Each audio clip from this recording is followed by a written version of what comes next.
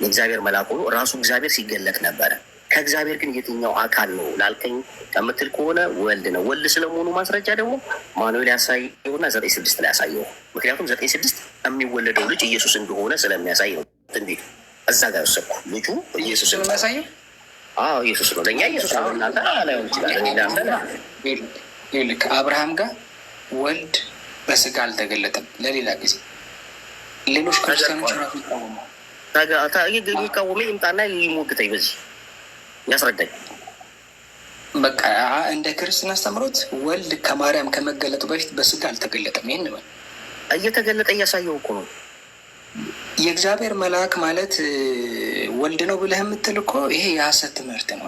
ስለዚህ አሁን አንድ ጥያቄ ልጠይቅህ። አንተ ወይ አይደለም ወይ ነው ትለኛለህ።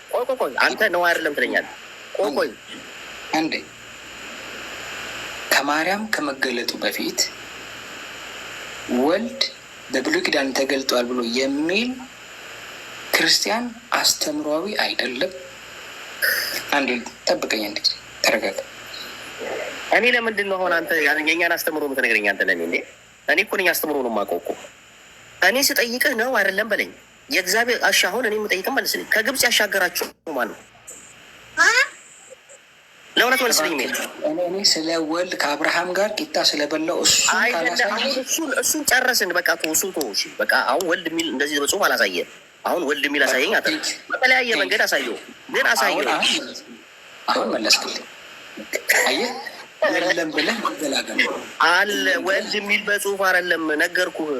ኢየሱስ ይኸው 8:56 ላይ እኔ ነኝ አለ እኮ። ኢየሱስ ወልድ አይደለም እንዴ? ግድ የለም ኢየሱስ ወልድ አይደለም። በቃ ጨረስን እኮ። የለም አልከኝ፣ ጨረስን። ኢሳይያስ 9:6 አይደለም። ኢሳይያስ 9:6 አይደለም። አንተ ቆይ አሁን አይደለም መዛጋት። ቆይ አንተ ነህ እንደምትመራኝ ነው እንዴ? ላሳይህ።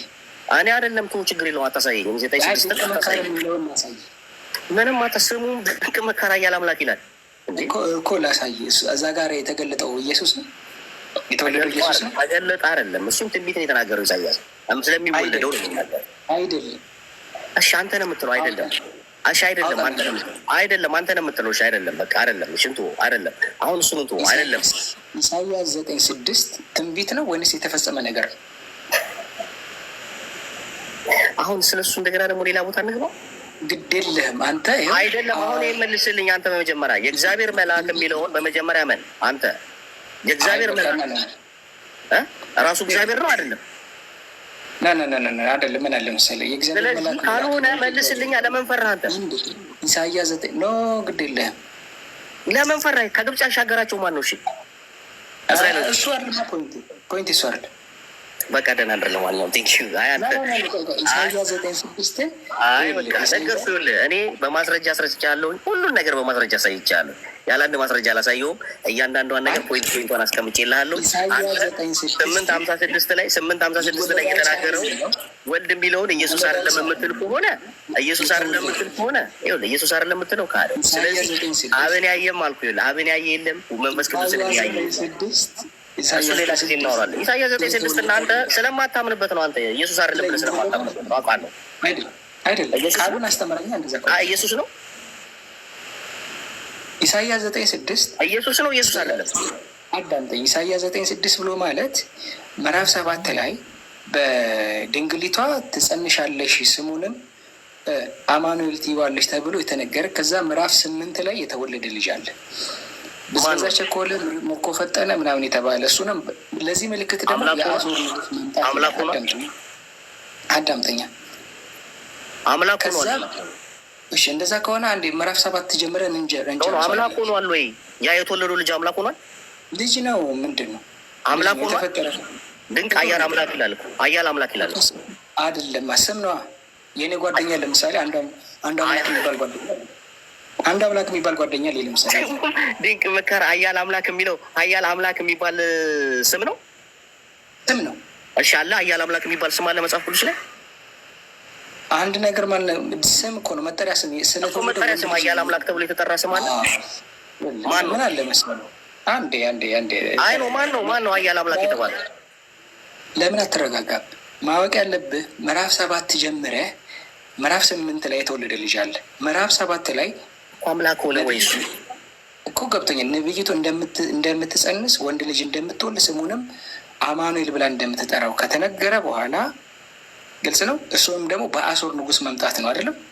ምዕራፍ 8 ላይ ተወለደ ይሄ ልጅ ገብተዋል። ምዕራፍ 8 ላይ ተወለደና ኢሳያስ 9 ላይ ደግሞ ምዕራፍ 8 ላይ ማነው ምዕራፍ 9 ላይ ደግሞ ምን ተባለ? እነሆ ወንድ ልጅ ተወልዶልናል፣ ሕፃን ተሰጥቶናልና ወንድ ልጅም ተወልዶልናልና ስሙም ማነው አለቅነትም በጫንቃው ላይ ይሆናል። ስሙም ድንቅ መካር፣ ኃያል አምላክ፣ የሰላም አለቃ፣ የዘላለም አባት ተብሎ ይጠራል። ስለማን? ስለተወለደው ሕፃን ልጅ ነው የተጠራል ወይ? ስሙ ድንቅ መካር፣ የዘላለም አባት ተብሎ ይጠራል። ይጠራል እኮ የተወለደው ልጅ ይጠራል። ስሙ ነው አልከኛ። የሚወለደው ልጅ ስሙ ነው። የተጠራ ልጅ አለ እኮ። የተጠራው ልጅ ነው። ተጠራ እኮ እኮ። የት አለ? የት አለ? ምዕራፍ 7 ላይ ትንቢት የተነገረው፣ ምዕራፍ 8 ላይ የተወለደው ልጅ፣ ምዕራፍ 9 ላይ እኮ ስሙ አለ። ድንቅ መካር፣ ኃያል የዘላለም አምላክ የተባለው ስሙ አለ እንዴ? ምን ነካ ተብሎ ይጠራል። ስሙ አልከኝ። ስሙ ነው የሚጠራው አይደለ? ስሙ ነው አልከኝ። ስለዚህ ድንቅ መካር፣ ኃያል አምላክ፣ የዘላለም አምላክ የተጠራ ማን ነው? ተጠራ ልጁ። ይኸው ስሙ ድንቅ መካር። ስንት ላይ? ምዕራፍ ስንት ላይ ነው ስሙ? እዛው እኮ ነገረ ተሰየም ስሙ እኮ። እሱ ማን ነው? እሱ ምንድን ነው? ምንድን የሆነው? አምላክ ሆነ ወይስ ንጉስ ሆነ? ምን ሆነ? ያሰምሽ ወንድ ልጅ እኮ። ምን ሆነ? ያ ወንድ ልጅ ነው ልጅ እኮ። ምን ሆነ? ልጁ ምን ሆነ? ልጅ ነው። ወንድ ልጅ ምን ይሆናል? ያ ልጅ በቃ ልጅ ነው፣ ዝም ብሎ የተወለደ። ከዛ ስም ነው ስም እኮ። ያ ስም ማን ነው የሰጠችው? ለዛ ስም የተሰጠው ስም ማን ነው? ይኸው ምን ምሳው ነው። ሰዎች እዛ ጋር ያው ኢሳያስ ትንቢት ነው አይደለ? ትንቢት ነው የተናገረው አይደል? አይደለም ትንቢት አይደለም። ኢሳያስ ትንቢት ኢሳያስ የተባለው ምንድን ነው? ኦኬ ትንቢተ ኢሳያስ የተባለ ነገር ምን አለ መሰለህ? ሁሉም ነገር ትንቢት ምንድን ነው? ሁሉም ነገር ኦኬ ምዕራፍ እዚች ጋር ላዞርልህ። እንደዛ ካልክ በል በቃ ሌላ ጊዜ ከፈለክ እናወራለን። አይ ስለሆነ ሰዓት ሄደብኝ። አይደለም ከታስረዳኛለህ። ሌላ ጌታን እያልኩ አይደል? ስለተወለደ አየው ሕፃን ተወልዷል። አልተወለደም?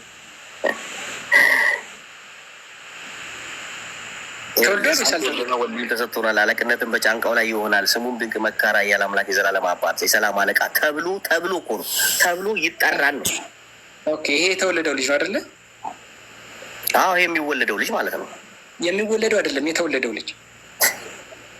እሺ የሚወለደው ልጅ። እሺ የሚወለደው ልጅ አይደለም፣ ተወልዷል። የተወለደው ልጅ።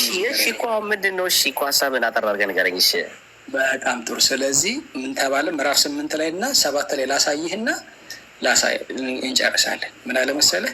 ስለዚህም ጌታ ራሱ ምልክት ይሰጣችኋል፣ እነሆ ድንግል ትጸንሳለች፣ ወንድ ልጅም ትወልዳለች፣ ስሙንም አማኑኤል ብላ ትጠራዋለች አለ። ኦኬ በጣም ጥሩ። ይህንን ለአንተ ልተውልህና እግዚአብሔርም ኤፍሬም ከይሁዳ ከተለየበት ቀን ጀምሮ ያልመጣውን ዘመን በአንተና በሕዝብህ በአባትህም ቤት ላይ ያመጣል፣ እርሱም የአሦር ንጉሥ መምጣት ነው አለ። ኦኬ የአሦር ንጉሥ ነው። እዛ 9:6 ላይ የተጠራው ልጅ ወዴት ነው? ይሄ ስትሮማን ፋለስ ይባላል። ሰው ያላላውን ነገር እኔስ ስላገኘሁ ደስ ብሎኛል። በቃ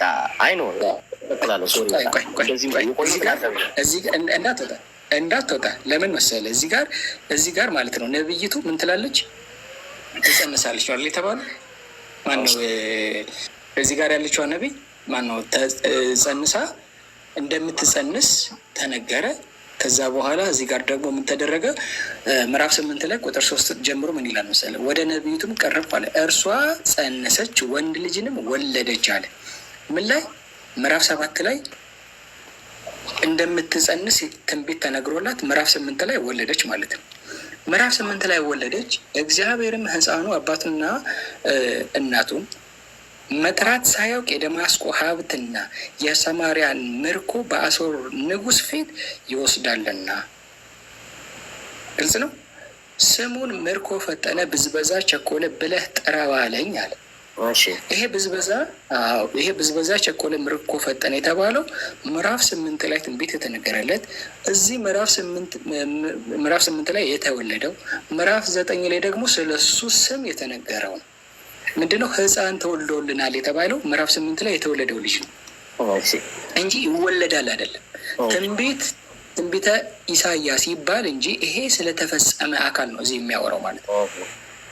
ግልጽ ነው። ስለዚህ እዚህ ጋር የተጠቀሰው ስም ሕፃን ልጅ ነው። ሕፃን አየው፣ ሕፃን ልጅ ተወልዷል ነው። ወንድ ልጅም ተሰጥቶናል፣ አለቅነትም በጫንቃው ላይ ይሆናል። ስሙ ድንቅ መካር፣ ኃያል አምላክ፣ የሰላም አለቃ ተብሎ ቁጥር 7 ምንድን ነው ያለው መሰለ?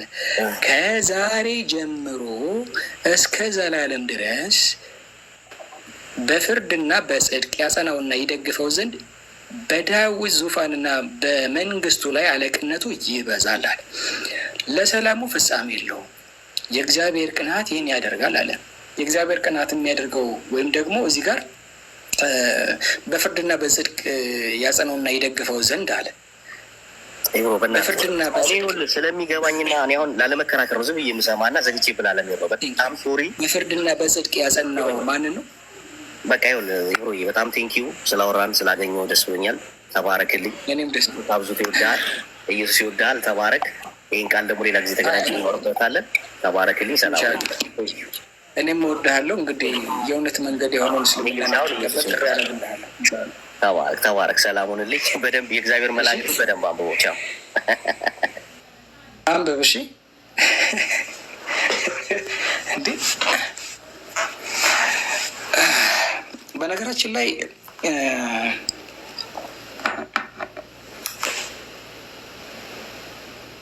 አላችሁ አይደለ? ገብቶታል ቢሉ ገብቶታል። ምንድን ደግሞ ሲጀመር መሰለ ኢሳያስ 9:6 ከምዕራፍ 7 ጀምሮ አንብበውት አያውቁም። ግልጽ ነው። ከምዕራፍ 7 ጀምረው ቢያነቡት አንደኛ ምዕራፍ 7 ላይ ትንቢት ተነገረ፣ ምዕራፍ 8 ላይ ትንቢት የተነገረለት ልጅ ተወለደ፣ ምዕራፍ 9 ላይ ስለ ስሙ ተወራ። ሌላ ነገር የለውም። ከዛ በፍርድና በጽድቅ ደግሞ እንደሚደገፍ ይናገራል። ማወቅ ያለባችሁ እዚህ ጋር ድርብ በሰዓቱ ስለነበረው ልጅ ድርብ ትንቢት የሚባል ነገር ታውቃላችሁ? ድርብ ትንቢት የሚባል ነገር አለ። በሰዓቱ ስለነበረው ልጅ ይናገራል። በድርብ ትንቢት ደግሞ ስለ ኢየሱስ ይናገራል። ግልጽ ነው እንዴ? ሀይልሻ ናግባባ አለ መምህር ሀይሉ ፓስተር ሀይሉ ብትገባ ደስ ይለኛል። አንዳንድ ሀሳቦችን ብናወራ አክባሪ ነኝ በነገራችን ላይ።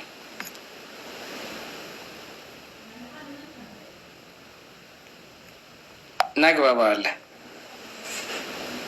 ወዳጄ።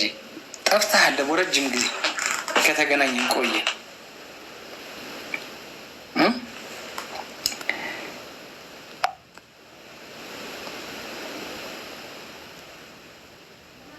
ከተገናኘን ቆየ። ፓስተር አይሉ መቼስ ወላሂ ወጣ እንዴ? ቀለል ያለው ነገር ነው የምናወራው። ይህን ያክል የተከበረ ነገር እናወራ። ቀለል ያለ ነገር ነበር ማወቅ የፈለግኩት። ኧረ በለው ራሱ ከሆነ በጣም የሚገርም ነው። አንድ ሰው አላገኘው መሰላችሁ? የድሮ ወዳጅ ና እፈልጋለሁ። ናግባ። የእግዚአብሔር መልአክ እግዚአብሔር ነው ያለው ነገር ወላሂ በጣም እኮ የሚገርም እኮ ነው። እዛ ያለው የመምህር ብዛት ወላሂ ብዙ ነበሩ። አይ መብራት ሄዶብን በቃ አዛ አረግን እኮ አዛ አርጎኛል መብራት ሄዶ። ቆይ ለምን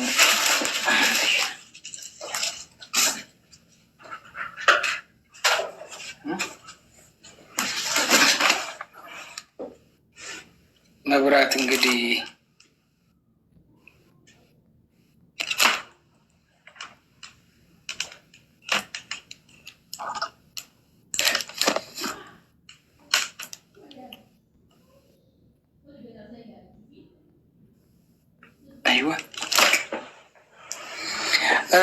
እንትን ነው ረሂቀል መክቱምን ላነብላችሁ ፈልጌ ነው እና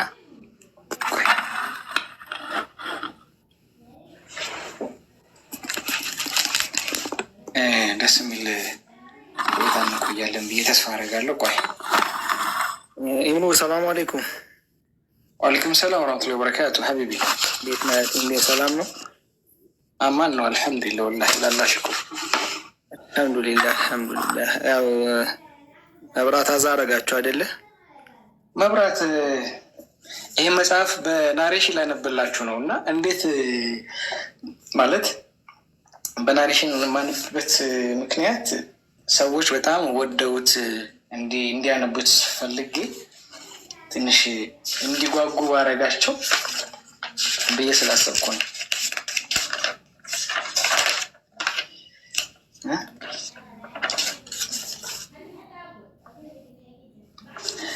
አላችሁ ማን ነው?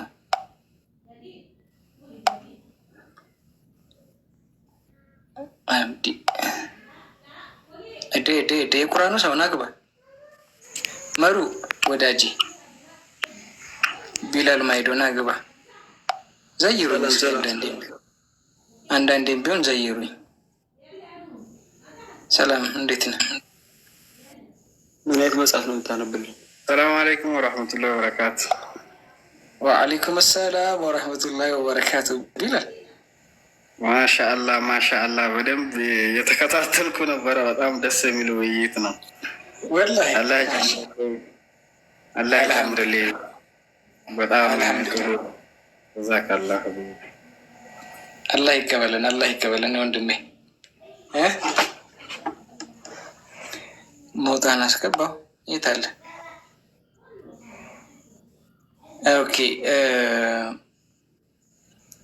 እንደዚህ እናደርጋለን። ምንድነው መሰላችሁ ይሄ በጣም ትርጉም መጽሐፍ ነው። በእርግጥ ግን ምንድን ነው ረሂቀል መክቱም የሚባል መጽሐፍ አለ። ስለ ነቢ መሐመድ ሰለላሁ ዐለይሂ ወሰለም ታሪክ የሚያወሳ መጽሐፍ ነው እና ብታነቡት በጣም የምታተርፉበት መጽሐፍ ነው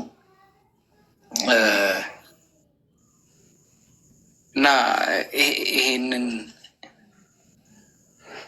ምርጥ ምንድነው የድን ታጋይ እኔ አላህ ያርገኝ፣ አላህ ያርገኝ፣ ወላሂ አላህ ያርገኝ፣ አላህ ያርገን ሁላችንም። መሩ እንዴት ነሽ? ሰላም አለይኩም ቢሉ ተጠፋፋን እኮ ምን አዲስ ነገር አለ? ኧረ የለም አልሐምዱሊላህ። አዲስ ነገር እናንተን በማየት ደስ ብሎኛል። እኔ አላህ ያክብርልኝ፣ ወላሂ አላህ ያክብርልኝ። አላህ በትልቁ ያክብርልኝ። አሚን አሚን። ሁላችንም አላህ ያክብረን። እንትን 4 ኪሎ ስማ፣ በቴሌግራም የሆነ ነገር ልክልሃለሁ እና ቴሌግራም ላይ አውራኝ። እሺ ሀቢቢ፣ እንደዚህ ይናገራል። እስኪ ትንሽ ልጀምርላችሁ፣ ውስዋስ ነገር ልደግባችሁና ከየት ልጀምር መሰላችሁ?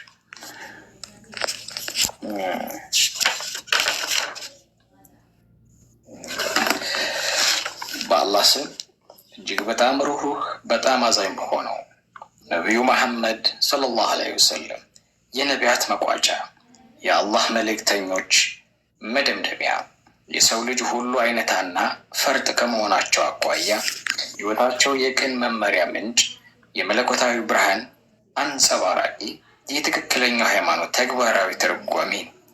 እስልምና ማወቅ የፈለገ የእርሳቸውን ሕይወት ይወቅ። ቁርአንን መረዳት የሚሻ የእርሳቸውን ሕይወት ይረዳ። ባለቤታቸው እመት አይሻ ስለ ባህሪያቸው ተጠይቀው የነቢዩ መሐመድ ሰለላሁ ዐለይሂ ወሰለም ስብዕና ቁርአን ነበር ሲሉ መመለሳቸው ለዚሁ ነው። ሰዎች ስለ ታላላቅ ስብዕናዎች በማንበብ ከህይወት ተሞክሯቸው ለመማር ከጥበባቸው ለመቅሰም ሲጥሩ ይስተዋላሉ። ነቢዩ መሐመድ ሰለላሁ ዐለይሂ ወሰለም የታላቆች ሁሉ ታላቅ እንደመሆናቸው ታሪካቸው ለሁሉም የህይወት ገጽታዎች በሚጠቅሙና ለሰው ልጅ ውስብስብ ችግሮች መፍትሄ በሚያስገኙ ጥበቦች የከበረ እንደሆነ ጥርጥር የለውም። የነቢዩ መሐመድን ሰለላሁ ዐለይሂ ወሰለም የህይወት ታሪክ ደጋግሜ ያነበብኩት ቢሆንም ሁሌም ባነበብኩት ቁጥር አዳዲስ መረጃዎችና ቁም ነገሮችን አገኝበታለሁ። ይህን መጽሐፍ ለመተርጎም ከታላቁ ነቢይ ጋር ለወራት ባደረግኩት ቆይታ ደግሞ እውቀቴ ይበልጥ ጨመረ፣ ግንዛቤም የበለጠ ጥልቀት አገኘ። ለእርሳቸው ያለኝ ውዴታና አክብሮትም በጣም አከለ። እንደ አጋጣሚ ሆኖ ይህን መጽሐፍ ለመተርጎም ስዘጋጅ ኢስላም በሰይፍ ተስፋፋ፣ ኢስላም የጦርነት ሃይማኖት ነው የሚሉ የመሃይማን ክሶች በአማርኛ ቋንቋ በሚጻፉ መጽሐፍት በብዛት የሚወጡበት ጊዜ ነበር። የነቢዩ መሐመድን ሰለላሁ ዐለይሂ ወሰለም ታሪክ ከዚህ ክስ አኳያ ስመረምረው ክሱ የምድራችን ታላቅ ተረት ሆኖ አገኘሁት። ሀሳቤንም ጥቂት ላብራራላችሁ። በደንብ እየተሰማችሁ ነው ወይስ ኤርፎን ላድርግ? ኦኬ፣ እንትን ላድርግላችሁ። አንድ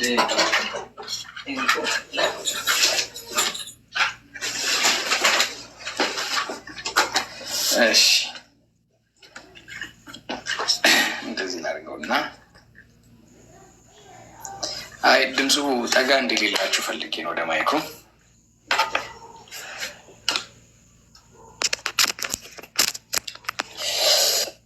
ይሰማል? ትዝ የሚል ነገር አለው እንዴ?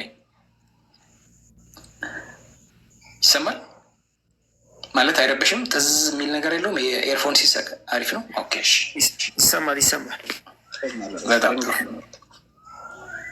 ኦኬ፣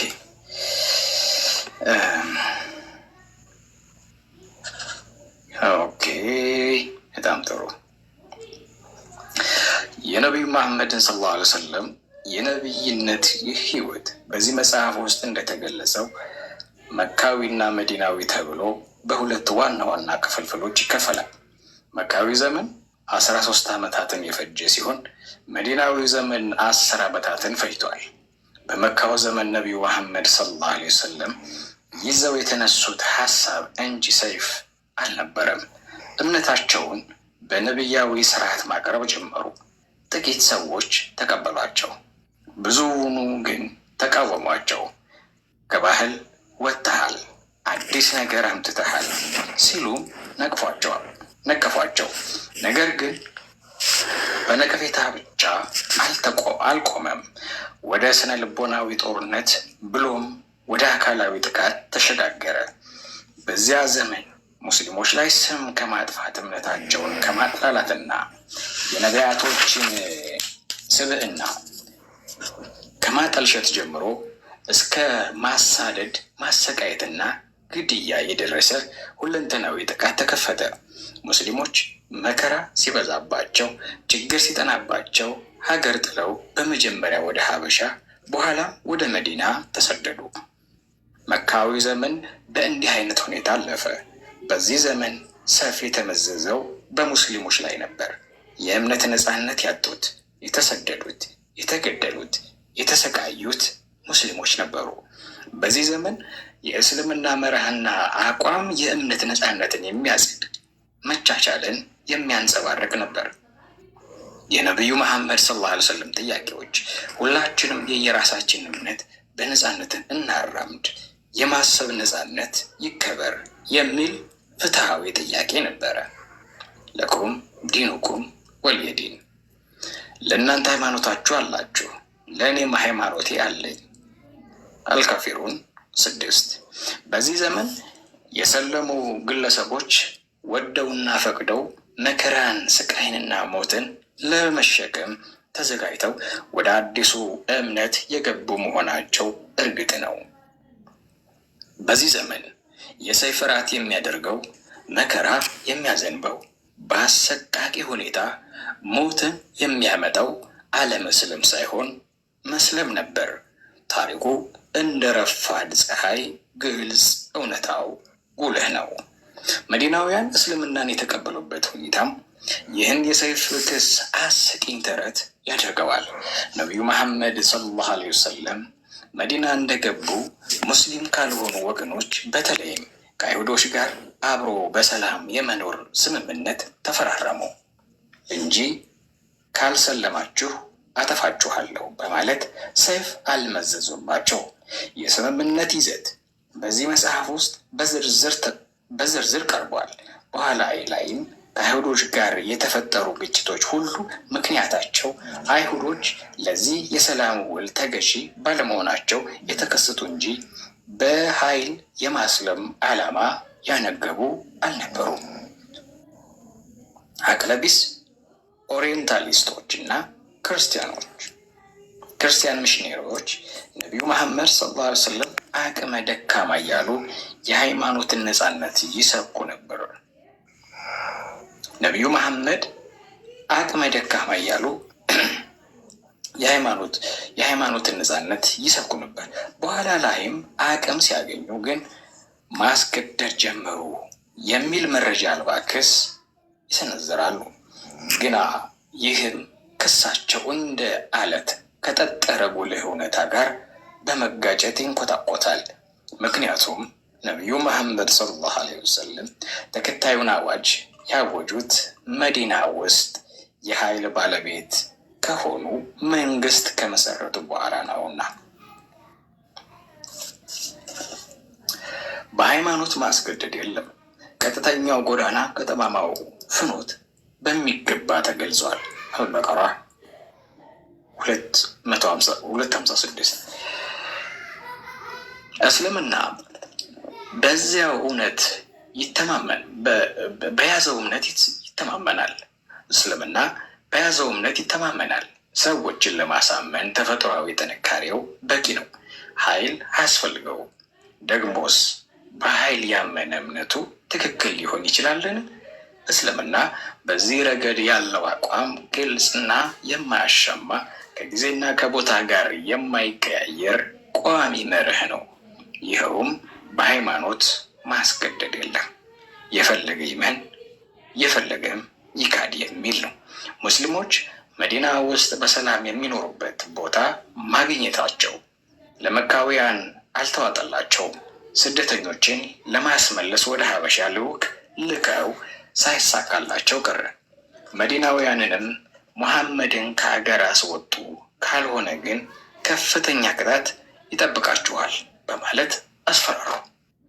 የንግድ ማዕቀብ ጣሉባቸው። የተቀደሰውን ከአባን መስጊድ እንዳይጎበኙም አገዷቸው። በጦርነት ዛቱባቸው። መዲና ድረስ ሰርገው በመግባትም ነቢዩ መሐመድን ሰለላሁ ዐለይሂ ወሰለም በደፈጣ የመግደል ሙከራ አደረጉ።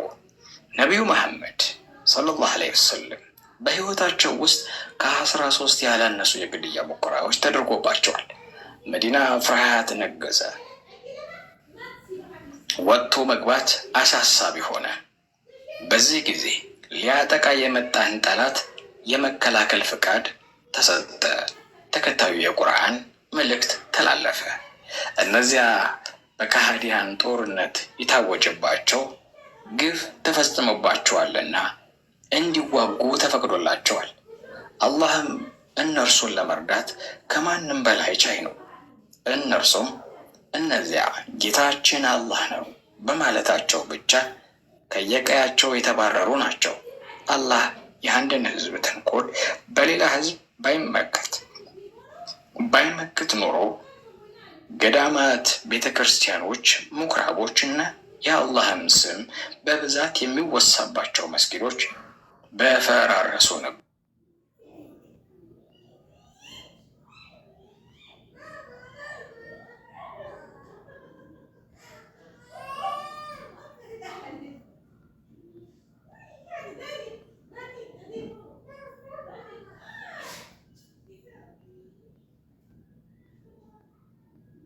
ነትን ማስከበር ነው። ከዚህ ፍቃድ በኋላ ሙስሊሞች ፋታ የማይሰጡ ተከታታይ ጦርነቶችን አስተናገዱ። ከውጭ መካውያን፣ የአረብ ዘላኖችና ሮሞች፣ በውስጥ ደግሞ የአይሁዶችና ሙናፊቆች ሊያጠፏቸው ተረባረቡ።